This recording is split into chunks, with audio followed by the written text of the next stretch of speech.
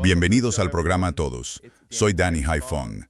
Como pueden ver, me acompaña el profesor Mohamed Morandi y vamos a repasar los últimos sucesos en la guerra con Irán. Para empezar, quería comentar las últimas noticias desde el Estrecho de Hormuz, que van a ser preocupantes, sobre todo para Estados Unidos. Según algunos informes, han estado llevando a cabo una operación militar para escoltar barcos por la vía omaní, por la ruta de Omán. Lamentablemente, solo han podido escoltar 2 de estos buques en las últimas 24 a 36 horas, un granelero griego y otro petrolero, saliendo pegado a la costa omaní. Ahora bien, estos reciben cobertura aérea y en algunos casos protección por parte de buques de guerra. Pero la gran noticia es que, en realidad, muchos más buques, profesor Morandi, están siendo devueltos por advertencias iraníes. Y esto contradice informes de que hay entre 20 y 30 buques saliendo del Estrecho de Hormuz bajo escolta de Estados Unidos, según Axios. Esto parece indicar que Irán está repelando cualquier intento de Estados Unidos por romper el control iraní del Estrecho de Hormuz. ¿Qué opinas sobre esto? Esto ocurre el 4 de julio en el funeral, mientras Pete Hegseth se ha quedado en silencio. Parece que la admisión de Donald Trump de que va a haber relativa calma tiene mucho que ver con la fuerza iraní y menos con la benevolencia de Estados Unidos. ¿Qué piensas específicamente de lo que sucede en el Estrecho de Hormuz? Como has dicho en el programa, parece que el tiempo corre. Bueno, antes que nada, muchas gracias por invitarme. Siempre es un gran placer.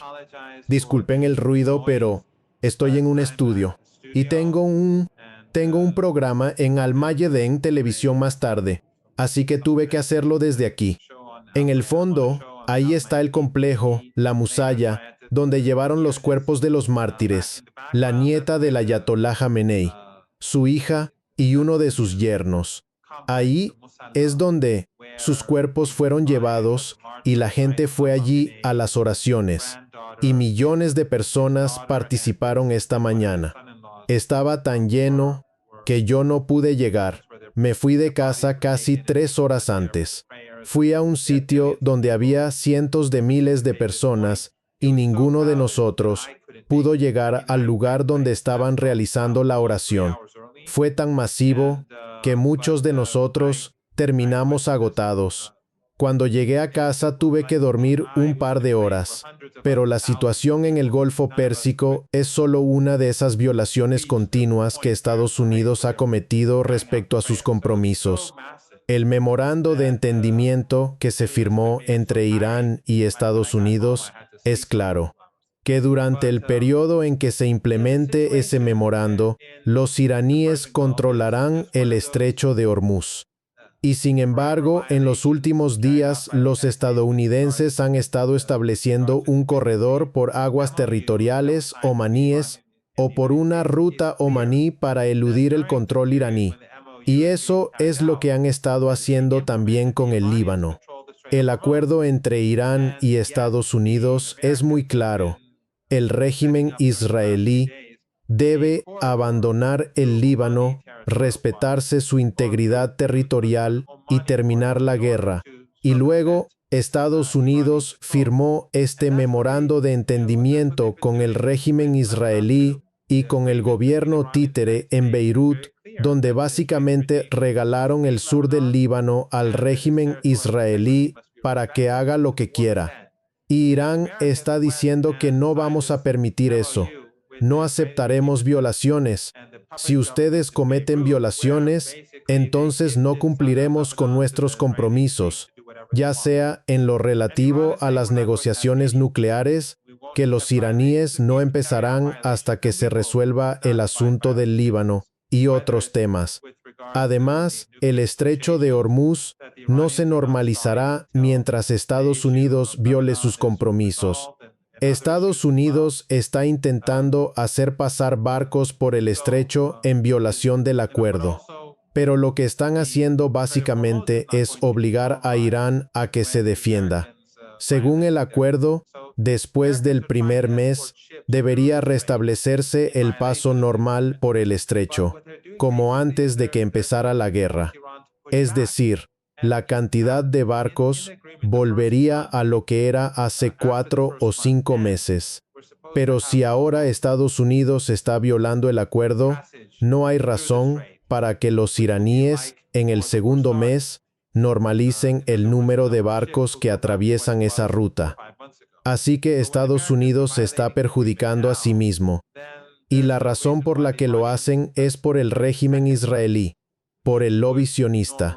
El régimen israelí, el lobby sionista, quiere en Asa y Fig, Esera, Esid, Osiri, Posa, en Teilia, Esieyom, sino haces.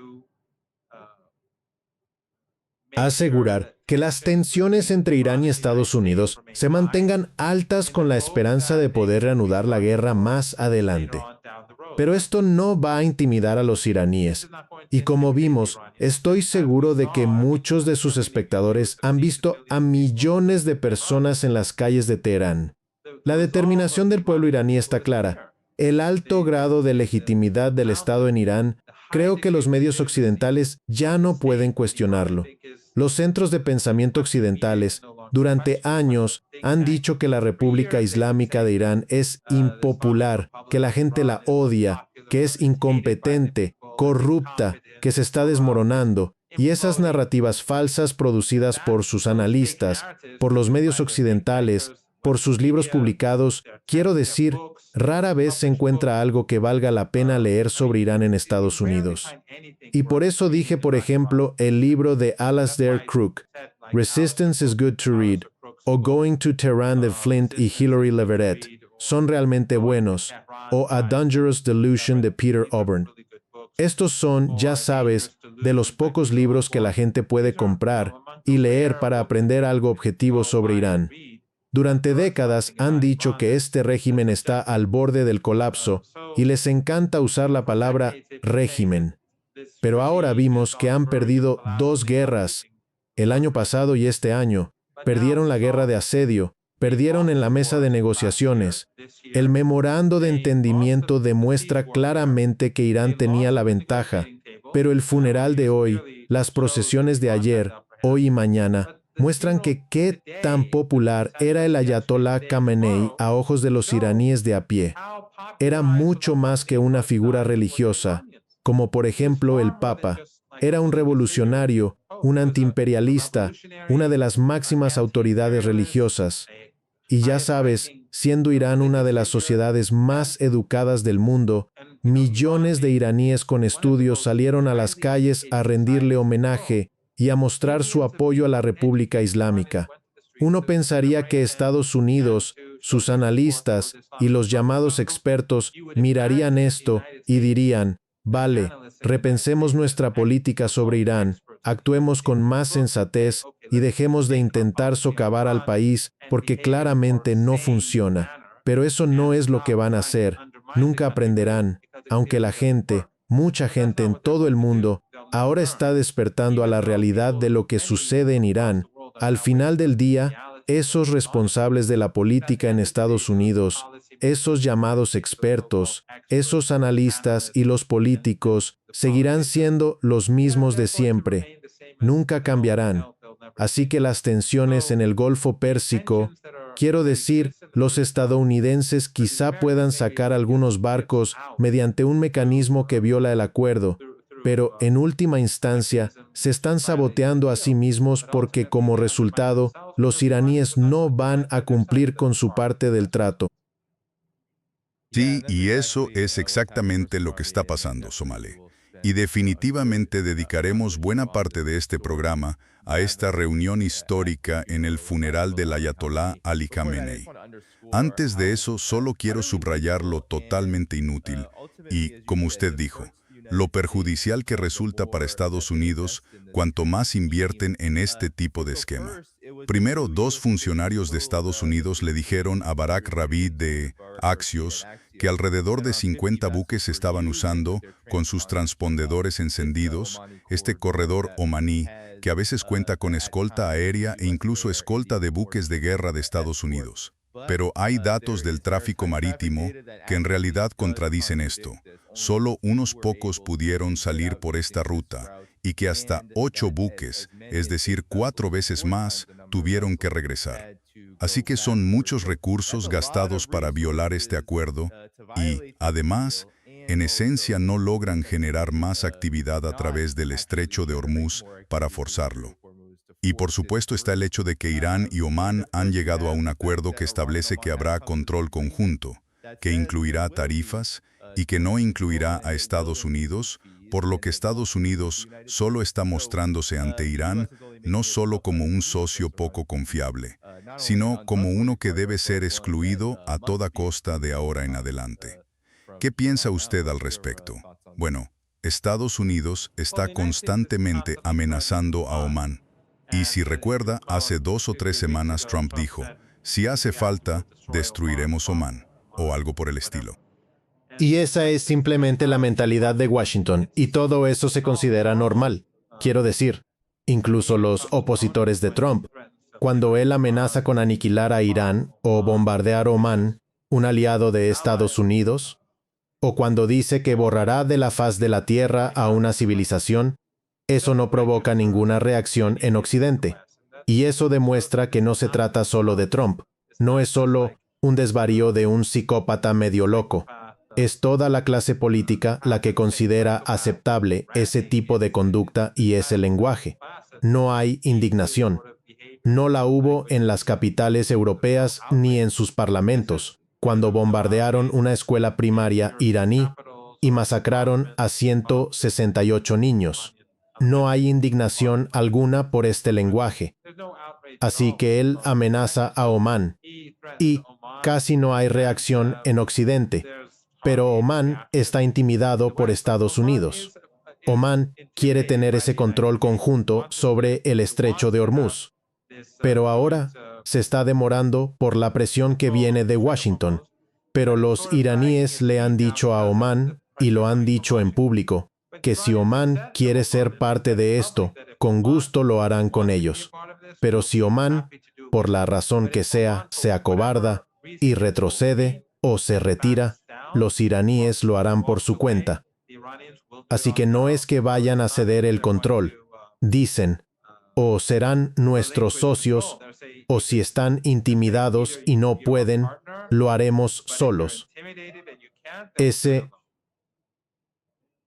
Y, por último, antes de pasar al funeral de Sarandi, uno de los grandes informes no oficiales es que en la estructura de tasas que existirá en el estrecho de Hormuz de ahora en adelante, gestionada por Irán y en parte por Omán, si en realidad están de acuerdo, dicen que Irán dará consideraciones especiales a países amigos, lo que significa que podría haber exenciones de esta tasa y otras facilidades para países como China, que por supuesto ha sido receptora del 90% de las exportaciones petroleras de Irán en los últimos años. Háblame de esto. ¿Por qué es importante? Porque realmente parece... Que envía un mensaje. ¿Qué tipo de mensaje es ese? Bueno, el trato preferencial irá a países amigos de Irán, les darán descuentos o a veces les eximirán las tasas. No lo sé, será distinto según el país. Y, quiero decir, ¿por qué no? Estados Unidos, durante los últimos 47 años, ha atacado a Irán 3 veces, ha librado 3 guerras contra... En 1980, alentaron a Saddam Hussein a invadir. En países occidentales, le suministraron armas químicas a Saddam y las usó contra su propio pueblo y contra los iraníes. Después, el año pasado, se desató otra guerra. Este año, una tercera guerra. Este año, una guerra masiva contra Irán. Los estadounidenses pusieron todo lo que tenían y la Organización del Tratado del Atlántico Norte les estaba ayudando, como escuchamos admitir al secretario general cuando le estaba lamiendo las botas a Trump. De hecho, lo admitió. Así que serían 3 guerras. ¿Por qué debería Irán dar trato preferencial a los países de la Organización del Tratado del Atlántico Norte o a los países de la región que ayudaron a Estados Unidos? ¿Por qué deberían dar trato preferencial a Kuwait, pero a países que no participaron en esto o que mantienen buenas relaciones con Irán, como China? Evidentemente darles trato preferencial tiene sentido. Así que cuando tratas mal a la gente, asesinan niños, cuando masacran, cuando bombardean hospitales y escuelas, no hay motivo para darles trato preferencial. Cuando Occidente, por ejemplo, cuando los alemanes dicen que Israel hace nuestro trabajo sucio en Irán, ¿por qué Irán debería dar trato preferencial a los alemanes? Tienen que pagar por su insolencia, por sus insultos y por su apoyo a la muerte, la destrucción, el asesinato y el genocidio. Así que me parece natural que un país como China no ha entrado en guerra con ningún país en décadas, mientras que Estados Unidos ha librado guerras interminables con el apoyo de sus aliados y actores proxy. Habrá una diferencia, y esa diferencia tendrá un impacto en sus economías y en su presencia en nuestra región. Pero, ya sabes, no es culpa de Irán que Estados Unidos y los europeos se comporten así.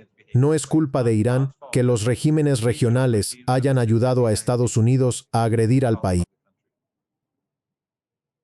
Bien, ahora vamos a este histórico encuentro en el funeral del ayatolá Ali Khamenei.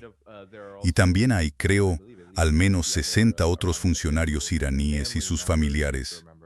Hay que recordar que sus familiares también fueron objetivo en esos horribles ataques de decapitación, pero la multitud es masiva.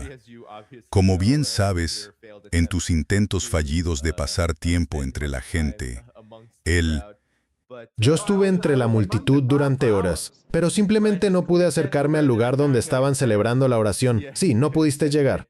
Sí, las estimaciones dicen que ya han asistido 9 millones de personas. Esto, por supuesto, es solo el comienzo. Eso fue hace unas horas. Exacto, exacto. Así es. Así que quedan muchos días más. Los medios convencionales hablan de multitudes enormes. A Trump le sorprende la cantidad de gente que ha venido. Dijo que quizá eran lágrimas falsas porque no entendía cómo podía ser que los iraníes estuvieran tan tristes por la muerte del ayatolá Ali Khamenei. Él pensaba lo contrario. Háblame de eso, especialmente de Irán. Has dicho en este y otros programas que los iraníes tienen un deseo comprensible de venganza. La actividad en el estrecho de Hormuz y el aumento del poder que tiene Irán en la escena mundial, eso en parte podría satisfacer a los iraníes que están absolutamente furiosos por el trato criminal de guerra de Estados Unidos e Israel. Pero, ¿cuál es el ambiente y cómo caracterizaría lo que ocurre en este funeral y su significado? Bueno, mucha gente ha mostrado sus emociones. Es muy emotivo. Mucha gente lloraba durante las oraciones de esta mañana, aunque donde yo estaba cientos de miles no pudieron llegar a las oraciones. Pero cuando seguían las oraciones, hubo muchos llantos. Y obviamente Trump no puede comprender esto, porque cuando finalmente muera, no creo que ninguno de sus hijos llore por él. Quiero decir, estas personas no entienden las emociones verdaderas, ni el honor, la amistad, la dignidad, ni la moral. Así que, por supuesto, está más allá de sus capacidades mentales, pero además muestra cómo los servicios de inteligencia de Estados Unidos malinforman al gobierno. Alguien podría decir, dicen que Trump no lee los informes de inteligencia. Está bien, pero el director de la Agencia Central de Inteligencia y otros altos funcionarios de inteligencia sí se reúnen con Trump. Y estoy seguro de que le dan alguna idea de lo que piensan sobre lo que sucede en Irán. Así que si Trump se sorprende por las multitudes masivas en Teherán y por las emociones de la gente, eso demuestra que los servicios de inteligencia de Estados Unidos o le mienten a Trump o están atrapados en sus propios modelos de propaganda. Y por supuesto, no son solo los servicios de inteligencia. Durante décadas hemos visto y hablado de esto muchas veces. Los medios, los grupos de expertos, los llamados expertos, Los que escriben libros sobre Irán repiten estas narrativas falsas sobre Irán. Y por eso casi todos los libros que se leen sobre Irán en Estados Unidos no valen la pena. O leer periódicos, o antiguamente sitios web y canales de Telegram, artículos sobre Irán, o ir a los grupos de expertos y ver su material. Son literalmente casi inútiles. Probablemente hacer caso a ese material hace más daño que bien, porque te engaña. Así que, ya sea Trump, los servicios de inteligencia o el discurso público de la clase de expertos, a través de los medios principales, los grupos de expertos y el propio régimen, su comprensión de Irán siempre ha estado distorsionada. Siempre ha tenido muy poco que ver con la realidad. Así que concluiría que el Ayatollah Jamenei es impopular entre la gente porque eso es lo que se supone que debes concluir cuando ves Cable News Network o Fox News. No importa, cuando ves la corporación británica de radiodifusión o Sky News, no hay diferencia. Cuando lees The New York Times o Breitbart, de nuevo, no importa. Uno puede ser más sofisticado, más sutil, el otro puede ser más grandilocuente, pero básicamente son lo mismo. Y otra vez, es porque todos pertenecen a la misma clase, pero el problema no es que odien a Irán o que malinterpreten a Irán. El problema es que cuando elaboran políticas, las aplican y se estrellan contra un muro, eso tiene repercusiones serias. Eso tiene implicaciones. Es como la propia guerra, probablemente cuesta directa e indirectamente billones de dólares, porque todavía continúa. Pero eso es el resultado de que malinterpretaron a Irán. Senterroset, Kasibaiser, Diasosterros Ganitielites. Así que su modelo de propaganda, sus narrativas sobre Irán, a un primer nivel crean una comprensión falsa de Irán. Pero a un nivel mucho más importante, es muy costoso para el pueblo estadounidense y para los iraníes porque luego van y asesinan a niños iraníes y a ciudadanos iraníes con la esperanza de derrocar al Estado. Y luego vemos las escenas en Teherán que vimos hoy en respuesta. ¿Hay sí? Sí. Sí, muy buen punto, profesor Rondi. Ahora, quería mostrar esto. Es de Dropside News. Por cierto, Dani, intento hablar más alto por el ruido de fondo. Espero que esté bien. Sí, no, creo que va bien, En el chat pueden confirmar al profesor Morandi que todo va bien, porque creo que todos podemos oírlo. No he oído nada raro. Sí puedo oír y tampoco veo nada. Quería mostrar algo de Dropside News, que recoge todas las reacciones de Donald Trump al funeral. Dijo que le sorprendía que tantos iraníes lloraran porque pensaba que la gente odiaba al Ayatollah Ali Khamenei. Dijo que quizá eran lágrimas falsas, pero también dijo esto y cometió otra violación del memorando de entendimiento. Están todos ahí. Con un solo tiro podemos eliminarlos a todos, pero no lo haremos porque entonces no tendríamos con quién negociar. Y aquí hay escenas de las primeras horas de la concentración pública de iraníes, porque sé que el primer día fue sobre todo de autoridades, y quiero que comente eso, ya que hubo una delegación saudí que algunos especularon que no fueron invitados, pero vinieron por su propia, digamos, buena voluntad. Emiratos Árabes Unidos no asistió. Celebraron su propia ceremonia del 4 de julio, lo cual dice mucho. Pero supongo que hay mucha política alrededor del funeral, y me pregunto si puede comentar, primero sobre Trump, violando el memorando de entendimiento al hacer estas amenazas. Antes surgieron informes sobre algo de lo que habló en este programa, las amenazas de un ataque de decapitación durante las negociaciones que casi suceden en Islamabad, en las que usted participó. Quiero decir, aquí hay todo un entramado, profesor Morandi, ayúdenos a desenmarañar. Bueno, hay varias cosas. Una es que esto muestra lo monstruoso que es el régimen de Estados Unidos. Y porque Trump está amenazando con asesinar a líderes iraníes y a miles de iraníes al mismo tiempo al bombardear el funeral. Pero aún más monstruoso es que los medios estadounidenses, los medios occidentales, los parlamentarios europeos y los gobiernos no muestran absolutamente ninguna reacción ante la amenaza de una matanza masiva.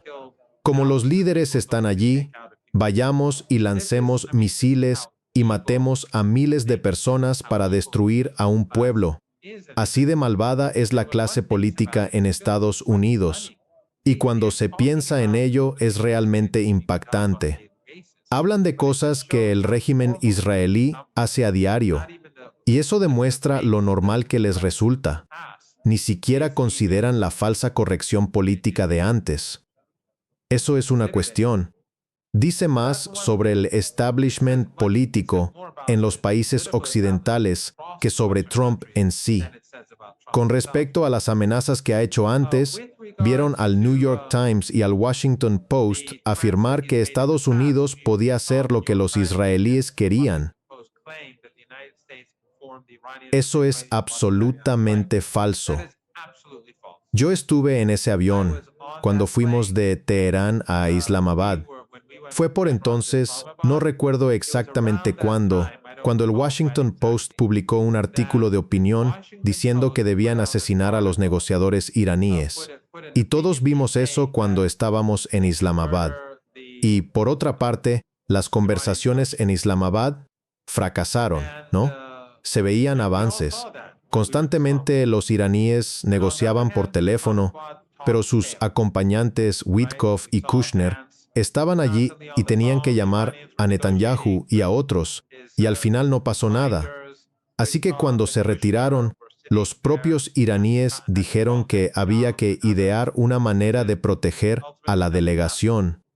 Cambiaron de avión, y no quiero entrar en muchos detalles, cambiaron de avión, y cazas de la Fuerza Aérea Pakistaní escoltaron el avión hasta la frontera.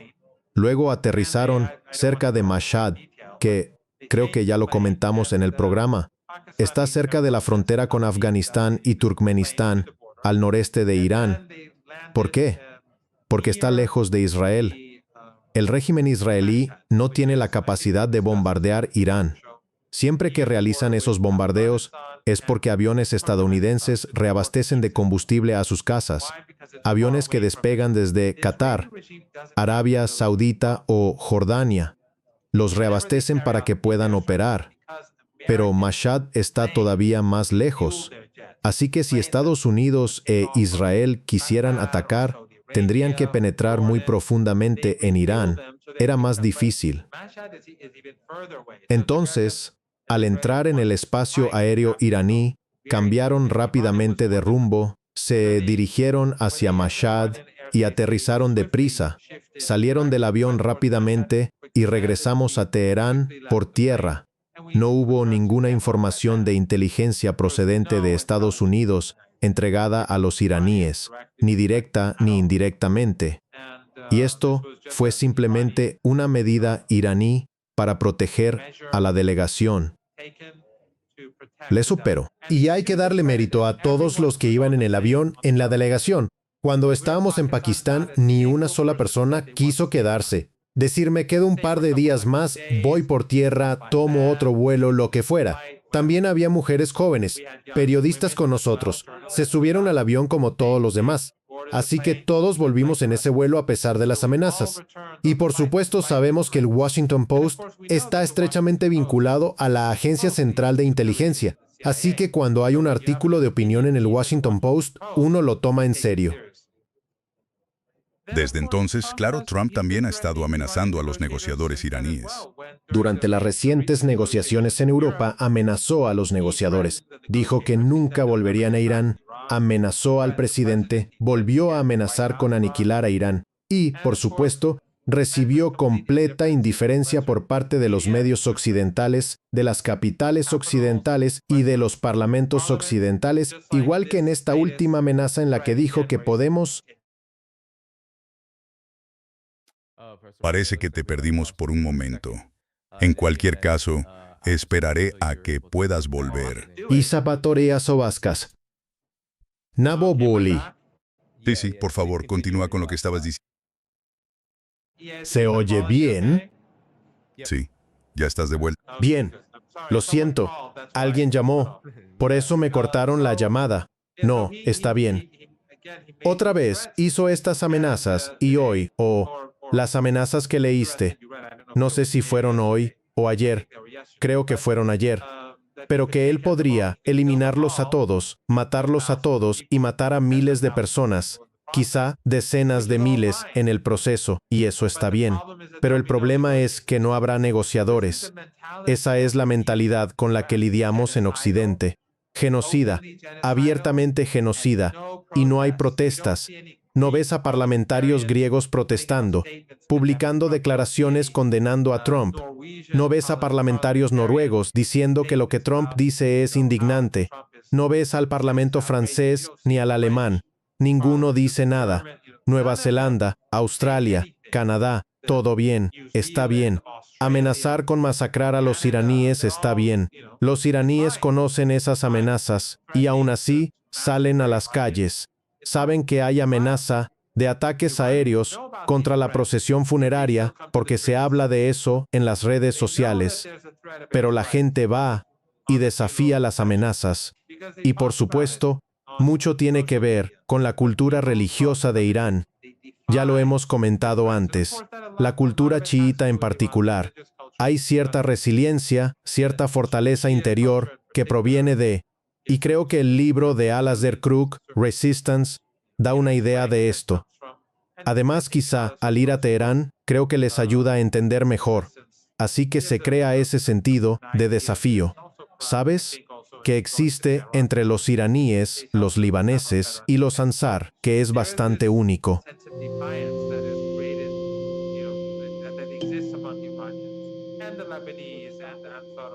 Liceum y eso a mí. Sí, definitivamente único. Quiero decir, los iraníes han hecho esto desde el comienzo de la guerra. Se manifestaban todos los días, miles y miles, millones cada día, animando a sus fuerzas, defendiéndose y, por supuesto, condenando a los Estados Unidos e Israel. Así que quería mostrar, en realidad, solo unos pocos ejemplos. Definitivamente hay una operación psicológica. Normalmente nosotros, casi siempre, en la segunda mitad de nuestro programa, acabamos hablando de estas operaciones psicológicas. Aquí hay uno que republicaste de Reuters, que habla de cómo Irán está movilizando a millones para el duelo ahora mismo. Pero cuando se anunció la muerte del Ayatolá Ali Khamenei, se informó que los residentes vitoreaban desde detrás de las ventanas en todo Teherán. El funeral comienza hoy, así que esto era un pequeño avance de su cobertura del funeral, que fue, por supuesto, totalmente insoportable y no valía la pena. Pero, Presor, ¿qué opinas de esto? Así es como todo Irán y cualquier país al que los Estados Unidos apuntan para la guerra. Así es como sus manejadores de los medios dominantes, sus voceros, siempre presentan las cosas, ¿no? Están obligados, los millones están obligados a ir, los están movilizando para que... ¿Cómo los movilizas? ¿Cómo los cuentas? ¿Saldrán a la calle y darán sus nombres al jefe local? ¿Cómo funciona eso? En una ciudad como Teherán, es una megaciudad, tienes que buscar la manera de llegar al lugar de la ceremonia y atravesar todo el tráfico. ¿Cómo funciona eso? ¿Cómo nos movilizan? Y cuando llegamos entre millones de personas, ¿cómo nos encuentran? ¿Cómo saben que estamos allí? Es ridículo. Y luego dicen que toda esa gente aplaudía su muerte detrás de ventanas cerradas. ¿Cómo lo sabes? Entonces, ¿cómo es eso? ¿Qué quiere decir? Eso solo muestra que los medios occidentales son falsos. Es propaganda. Es peor en muchos aspectos, en mi opinión, que lo peor del sistema soviético, porque intenta proyectar esa aura de, ya sabes, independencia. No es independiente. Todos están en manos de oligarcas. Pero, ya sabes, no es estatal. Es propiedad privada, así que de alguna manera eso marca la diferencia. Pero todos son iguales. Siempre les digo a la gente, Nunca sigan, ya saben, a Reuters, a la Corporación Británica de Radiodifusión ni a la red de noticias por cable. Ninguno de estos medios. No sigo a ninguno de ellos. Yo, ya sabes, obtengo mi información de personas a las que sigo, de medios fiables, de periodistas fiables. Y a la gente que sigo en Twitter, quiero decir, hay muchas personas a las que no sigo, pero es solo porque no soy una persona de Twitter. No me acuerdo de seguir a la gente. Quiero decir, hay mucha gente a la que no sigo y que es absolutamente excelente. Simplemente no soy una persona de Twitter. Así que pido disculpas a muchas personas a las que no sigo. Pero las personas que sigo, en su mayoría, son estupendas. Bueno, otra cosa, profesor Rade, lo insultante que es, y esto también es el trasfondo de esas increíbles calumnias y operaciones psicológicas, es la idea de que los iraníes, mientras ustedes los bombardean, porque estos ataques, como sabemos por la masacre en la escuela Manab, con más de 168 niños, alrededor de 180, que sabemos por eso, pero, por supuesto, a lo largo de la guerra, estos ataques que se produjeron contra el líder supremo y altos funcionarios iraníes prominentes apuntaron principalmente a civiles, a sus familias y a la población civil en general. Así que la idea de que, mientras caen las bombas, los iraníes estén en sus ventanas vitoreando esto, es ofensivo, sobre todo ahora. Y ya es casi una broma. Está bastante claro por los millones en las calles, por ese funeral, y por la situación estratégica y política real que existe en la guerra. El apoyo de los iraníes a su gobierno y a sus líderes actuales es mayor que antes. Así que la idea de que estos ataques fueran motivo de celebración por lo que hicieron es casi un insulto a la propia humanidad. ¿Cuál es tu reacción a esto? Por suerte, tenemos varios amigos mutuos allí en Irán que están cubriendo los funerales y pueden ver por sí mismos que nadie está siendo movilizado.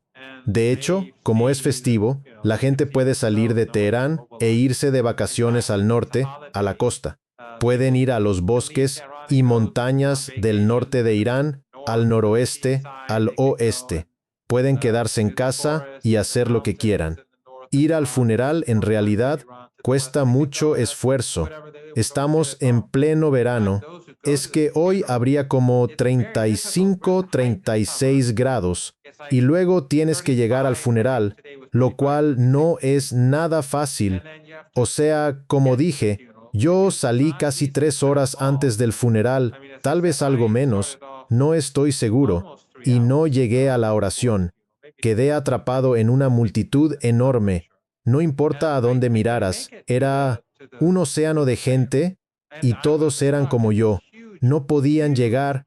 Si ves las imágenes, las tomas de helicóptero o de dron, ni siquiera muestran las zonas donde estábamos nosotros, porque no estábamos cerca del lugar donde se celebraban las oraciones. Así que me alegra que invitaran a muchas personas. Mucha gente vino por su cuenta. Algunos, como dije, amigos de tu programa y amigos personales tuyos. Puedes invitarlos y que cuenten lo que vieron. Los medios occidentales nunca van a decir la verdad porque la agencia Reuters está controlada. Fox News está controlada. No van a ir en contra de la clase política dominante en Occidente. Nunca lo han hecho. Por eso estamos en la situación en la que estamos hoy. Si los medios occidentales tuvieran alguna credibilidad, la British Broadcasting Corporation, Sky News, Fox News, la Cable News Network, la Microsoft National Broadcasting Company, no habríamos tenido la guerra en primer lugar. Pero fue por años de relatos falsos sobre Irán que llegaron a la conclusión de que, si atacaban a Irán, se vendría abajo como un castillo de naipes. Y aunque el año pasado lo intentaron y fracasó, este año pensaron, tal vez si reunimos todo lo que tenemos, caerá en un par de días. Y, claro, aquí estamos.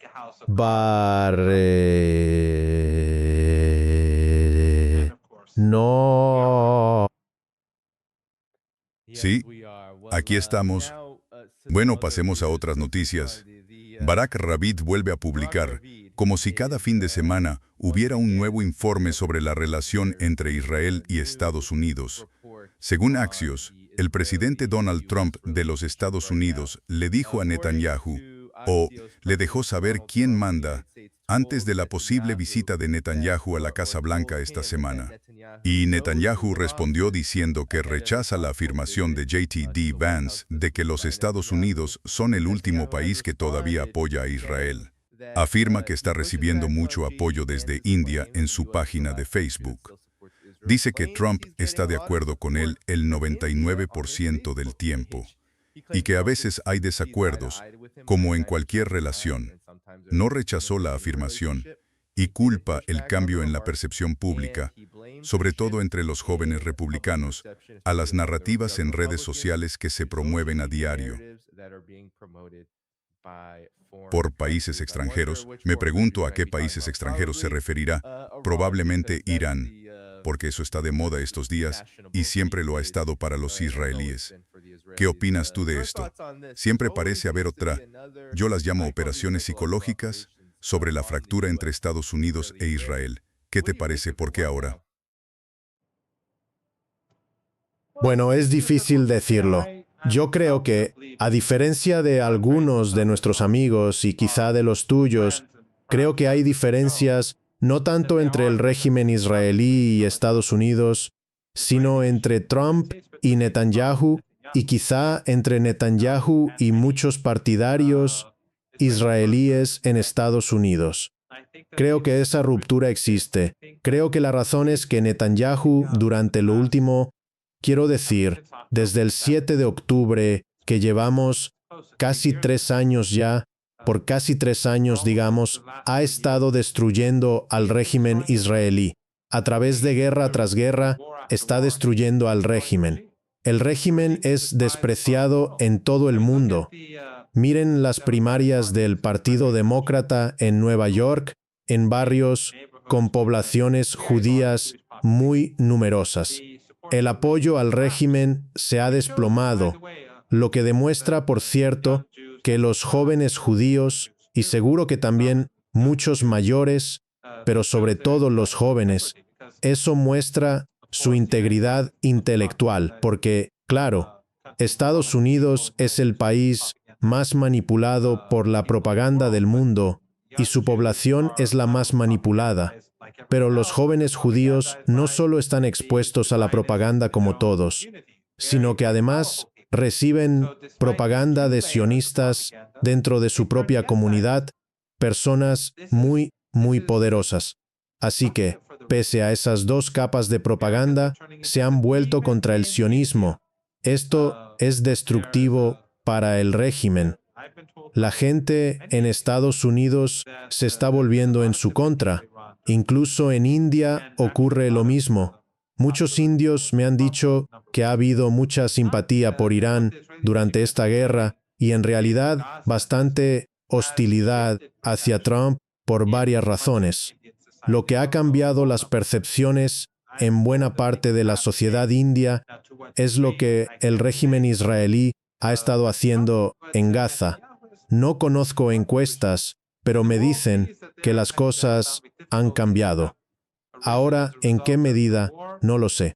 Pero Netanyahu está destruyendo al régimen. Y el mundo ve que han surgido dificultades económicas como resultado de la guerra. Es Netanyahu quien lo provoca. Es obra del régimen israelí. Así que está destruyendo al régimen.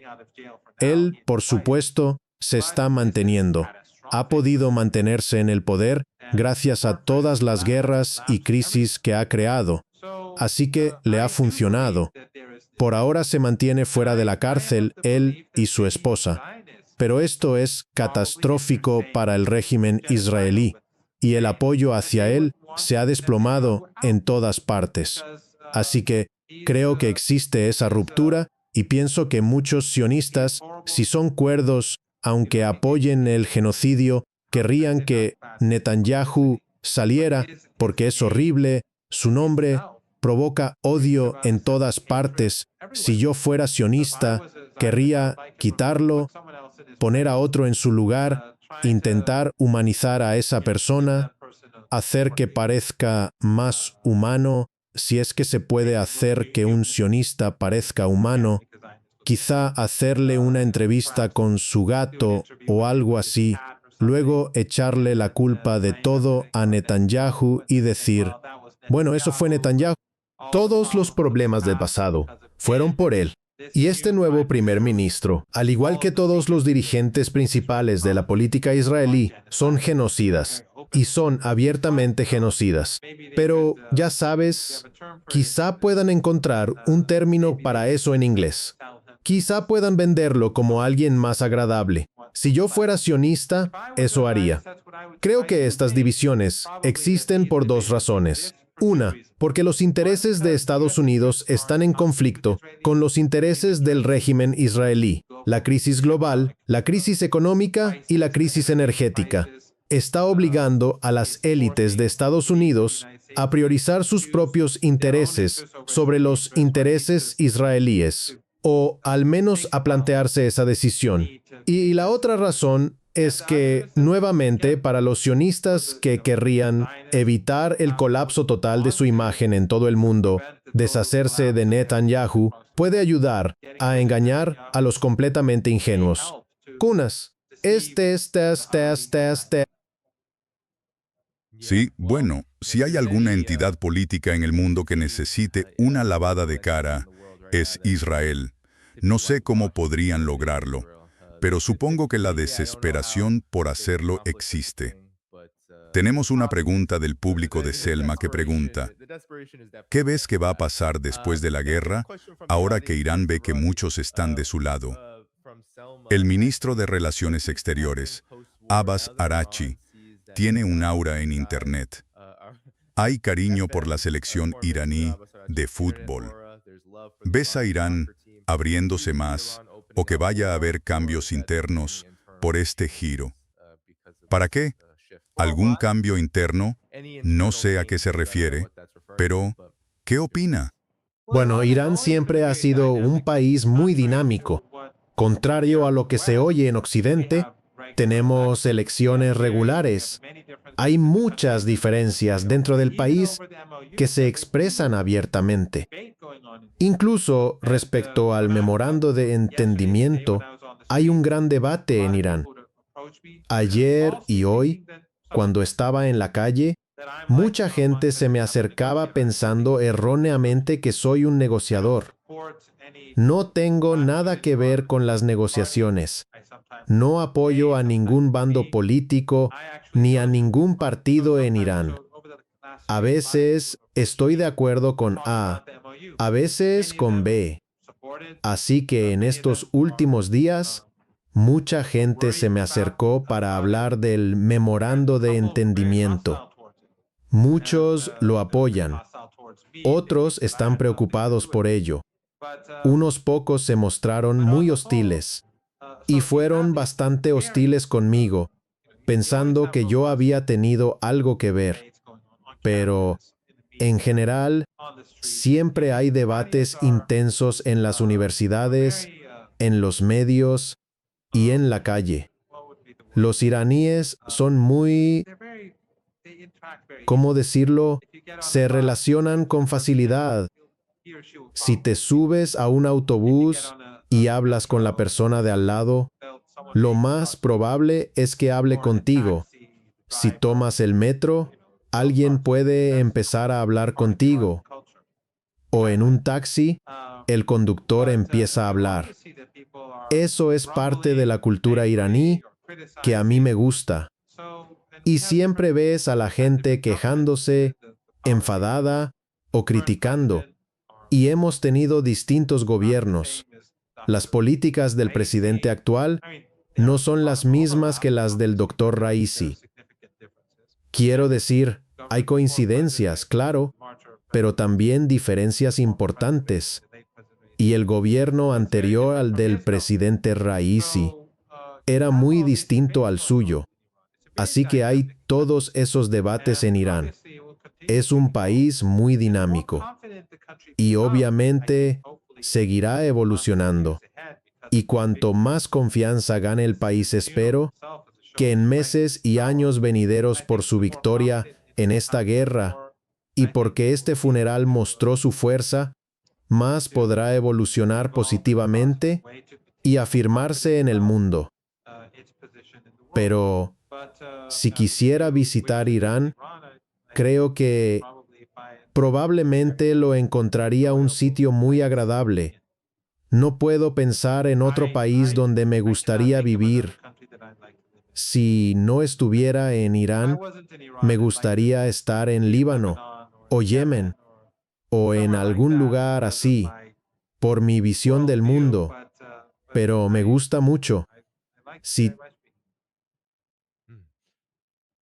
¿Cree usted que Netanyahu, mucha gente especula que irá a la Casa Blanca para intentar convencer a Donald Trump de volver a la guerra? ¿Cree que eso va a ocurrir? ¿Y hay alguna posibilidad de que tenga éxito? No salen palabras de la boca de Pete Hegseth ahora mismo, lo cual es bastante sorprendente, dado que él casi da la impresión de que maneja algunas cuentas de redes sociales de la Casa Blanca. ¿Qué opina usted al respecto? Mucha gente dice que cada vez que Netanyahu se reúne con Trump, ocurre algo mal. Bueno, Irán se ha estado preparando para la guerra desde el alto al fuego y desde el memorando de entendimiento. Cuando firmaron el memorando de entendimiento, los iraníes pudieron exportar gran cantidad de armamento. Petroleros enviaron un gran número de petroleros a sus mercados en Asia, como dijimos antes, y están comprando suministros, ampliando sus bases subterráneas de misiles y de drones, aumentando la producción de misiles y drones más nuevos y avanzados, reemplazando los miles de señuelos destruidos que los estadounidenses y los israelíes bombardearon de manera imprudente. Y ya sabe, se están preparando para la guerra. Lo están haciendo muy rápido. Y como hemos dicho antes, Irán está hoy más preparado para la guerra que hace 4 meses, mucho más preparado. Así que creo que la probabilidad de un nuevo conflicto no es baja. Nunca apostaría. No es que esté apostando, hombre, pero nunca apostaría en contra de la guerra. Los sionistas quieren la guerra. Están desesperados por la guerra. Y el lobby sionista en Estados Unidos no ha cambiado su naturaleza. Así que creo que la probabilidad de guerra no es baja. Sería desastroso para Estados Unidos. Sería mucho peor que esta guerra. No vencerán a Irán, pero la economía mundial, que ya está maltrecha, colapsaría. Quiero decir, llevará muchísimo tiempo para que las escaseces que ahora existen en todo el mundo se solucionen y lleguen a su fin. Una guerra con Irán haría que todo empeorara muy rápido. La economía mundial no está bien, hay escasez. La escasez va en aumento. Y en cuanto al petróleo crudo, se están exportando cantidades significativas desde el Golfo Pérsico, aunque no tanto. Incluso si incluyes Fujita y el Mar Rojo, no tanto como antes de la guerra. Pero los demás productos no se están exportando en grandes cantidades. Fertilizantes, helio y todos los demás productos petroquímicos. Y esto va a tener un gran impacto en la economía mundial. Así que si hay guerra, será desastroso para Estados Unidos y para el mundo. Pero es posible. Porque eso es lo que quiere el régimen israelí, eso es lo que quiere Netanyahu, eso es lo que quieren los sionistas. Y nunca puedes descartar algo así. Y la forma en que los estadounidenses se están comportando con respecto al memorando de entendimiento, ya sabes, violándolo siempre que pueden y, por supuesto, como dije, los iraníes reaccionando al no implementar el acuerdo a su manera. Todo, ya sabes, no deberías esperar que las cosas mejoren. Cree. Y por último, quizá, No digo que vaya a haber guerra, porque si la gente en la Casa Blanca lo dice, dirán que ese no es el camino. Israel por sí solo no puede emprender una guerra contra Irán. Serían derrotados muy fácilmente. A menos que los estadounidenses se involucren, seguirán siendo derrotados. Pero como dije antes, necesitan armas de Estados Unidos, munición de Estados Unidos, apoyo de Estados Unidos y aviones de Estados Unidos para reabastecer sus casas. De lo contrario, no pueden bombardear Irán. Sí. Y quizá por último, profesor Roddy, ¿qué opinión tiene sobre el estado de la región en general, más allá de Israel y de la agresión de Estados Unidos? Sabes, en el funeral hasta ahora, Emiratos Árabes Unidos se ausentó. Ellos, por supuesto, no fueron invitados, creo. Sin embargo, celebraron el 4 de julio con un sobrevuelo de los Blue Angels de la Armada de Estados Unidos por su cielo. Y luego, Arabia Saudita. Enviaron una delegación que sí fue a Irán y participó en la ceremonia que creo estaba reservada para funcionarios allí. ¿Qué piensas sobre este tipo de participación y sobre la situación regional en general?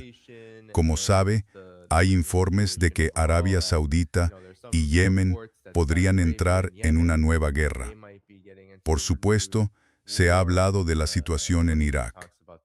¿Qué piensa usted sobre el estado de la región en general, a la luz de estos acontecimientos?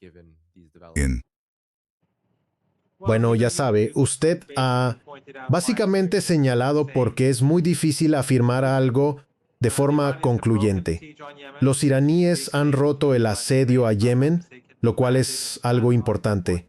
2 aviones iraníes, si no me equivoco, han aterrizado en el aeropuerto de Sanaa, la capital de Yemen. Y los saudíes, al parecer, intentaron impedir que aterrizara el primer avión. Pero las defensas aéreas yemeníes obligaron a los cazas saudíes a retirarse y el avión iraní aterrizó. Así que estos 2 aviones aterrizaron, es muy importante, muestra que las cosas están cambiando. Pero el hecho mismo de que los saudíes intentaran hostigar un avión de pasajeros iraní no es una buena señal. Por un lado, los saudíes enviaron una delegación a Teherán. La gente en Teherán sabe, y todo el mundo sabe, que los saudíes ayudaron a matar a muchos iraníes y que todos estos regímenes estuvieron implicados. Pero que hayan venido demuestra que, por un lado, los saudíes quieren cambiar la naturaleza de la relación, pero en Yemen se comportan de ese modo. Así que es muy difícil decir hacia dónde irá esto. Y al final, Donald Trump y Benjamin Netanyahu harán todo lo posible por aumentar las tensiones. De hecho, en una de las reuniones que los iraníes tuvieron con los emiratíes, estos dijeron que los israelíes hacen todo lo posible por arruinar la relación entre Irán y los Emiratos Árabes Unidos. Pero la ironía es que, aunque se lo digan a los iraníes, siguen siendo aliados del régimen israelí. Hay tantas paradojas en la península arábiga. Hay tantas acciones, declaraciones y comportamientos contradictorios. Y luego están los estadounidenses y los israelíes. Es muy difícil decir qué pasará más adelante, pero no hay duda de que el régimen israelí está en declive, el imperio está en declive y la resistencia en Irán está en alza. Por más que lo mires, eso es lo que ha ocurrido y lo que seguirá ocurriendo. Habrá confrontación, conflicto e intimidación por parte del imperio en los próximos meses y años, y el genocidio en Gaza continuará. Están matando gente todos los días. Han matado gente hoy y ayer. Y por supuesto, si pueden, empezarán a matar más gente en Líbano. Y claro, Netanyahu tiene las manos algo atadas en Líbano. Pero harán esas cosas si pueden. Así que no debemos ser ingenuos respecto al futuro. En el futuro, el imperio no está muerto. Está muriendo, pero es un animal herido y muy peligroso. Muy bien dicho, profesor Mohamed Morandi. Gracias a todos los que nos acompañan desde Irán, desde las inmediaciones de la enorme ceremonia fúnebre del ayatolá Ali Khamenei y de los funcionarios iraníes asesinados y sus familias en los ataques del 28 de febrero. Bueno, en primer lugar, me voy a despedir. ¿Alguna reflexión final? Como dije, todos denle me gusta. Gracias a todos los que enviaron un superchat. Y por supuesto, gracias a todos los moderadores. ¿Alguna reflexión final para la audiencia? Antes de irnos, la gente debería Seguir intentando concienciar sobre Palestina, sobre Gaza. El genocidio continúa, no se detiene, y los gobiernos de la región son indiferentes, están colaborando. Así que es responsabilidad de cada uno de nosotros mantener a la gente alerta. Lo mismo sucede con Líbano. Pero lo que está pasando en Gaza ahora mismo es realmente grave. Es muy brutal y están masacrando a gente todos los días. Sí, definitivamente. Sigamos prestando atención a eso. Todos escucharon al profesor Barandi. Pulsen el botón de me gusta antes de irse. Eso ayuda a impulsar el programa en el algoritmo de YouTube. Vuelvo mañana a las 2 de la tarde, hora del este de Estados Unidos, con Andrei Marcianov. Hasta la próxima, el 6 de julio a las 2 de la tarde, hora del este de Estados Unidos. Nos vemos entonces y pulsen el botón de me gusta. Gracias a todos los que nos vieron. Adiós.